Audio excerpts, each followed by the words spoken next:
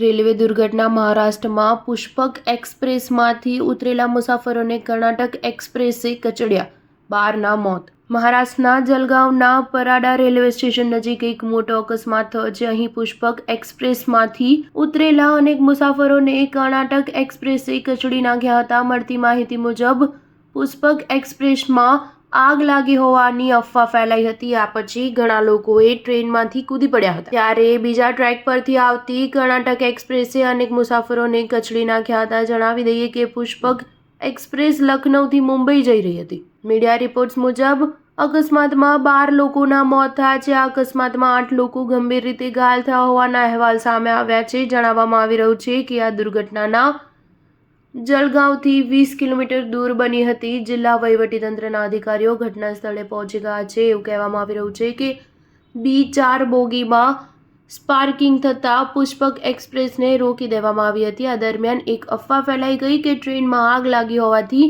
તેને રોકવામાં આવી છે. લોકો ઝડપથી ટ્રેનમાંથી કૂદી પડ્યા અને પાટા પર આવી ગયા. તે જ સમયે મનમાડથી ભૂસાવલ જતી કર્ણાટક એક્સપ્રેસ બીજા ટ્રેક પરથી પસાર થઈ ગઈ. આ મુસાફરો કર્ણાટક એક્સપ્રેસ દ્વારા કચડાઈ ગયા હતા. આમાં 12 લોકોના મોત થયા. સ્ટાર ન્યૂઝ 7 હંમેશા સચ્ચાઈની સાથે.